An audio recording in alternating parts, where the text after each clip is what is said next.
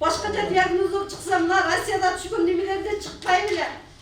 Мынтип көз жашы тыйылбай жаткан эне 4 күн мурун кызын жоготкон. Неберелүү болом деп кубанып турган эне кызынан айрылып кан какшап жаткан кези. Ал кызы кош бойлуу кезинде эч жери оорубаганын айтып, кызынын өлүмүнө ак халатчандар күнөөлүү деп айыптоодо. Анан эле кызым кушеткага чыгарганда эле өтө оорду атпаймынбы кызым? Карсы деп кушетканын немесин тепкиледи аябай. Жаным чыдабай ушундай алдейди көтөрүп алып кирип барсам эшиктен мени аркага эле айдап эле мени чыгара беришти. Эже эшикке чыгың деп. Сизге киришке мүмкүн эмес. Сиз алдейди карап туруң деди. Кайра эле баягы карсылдатып тепкилеген болбогондон уже врачтарда мынантип кызы чутуша баштагандан мен айттым.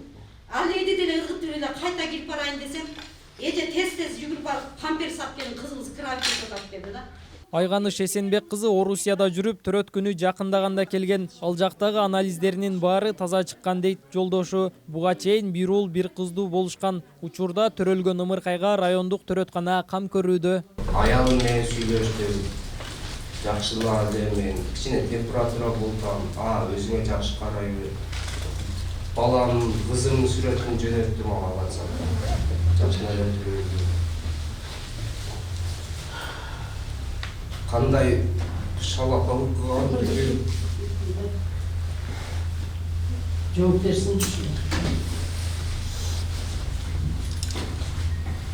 Каза болгон келин Кара Суу райондук төрөт үйүндө көз жарган. Бирок төрөттөн кийин абалы оорлошуп, кайрадан көз жарган жериндеги дарыгерлерге кайрылган. Алар болсо келинди облустук төрөт үйүнө жиберишкен. Бул жерде келинге операция жасалып, 4 күндөн кийин көз жумган. Дарыгерлер айтылган айыптоолорду четке кагып, колдон келген медициналык жардам берилгенин кошумчалады. Биздин лабораториядан властной клетки в большом количестве чыккан 87%. Бул деген острый лейкоз коюлган гематолог врачтар менен терминальная стадия, уже полиорганная недостаточность болуп, бизге келгенден ошол операциядан кийин бир да өзүнө келген жок, комада болду. И ушу полиорганная недостаточностьтен острый лейкоздун терминальный уже акыркы стадияда ушунун катыш болду. Учурда бул боюнча кылмыш иши козголуп, Кара Суу райондук ички иштер бөлүмүндө тергелип жатат.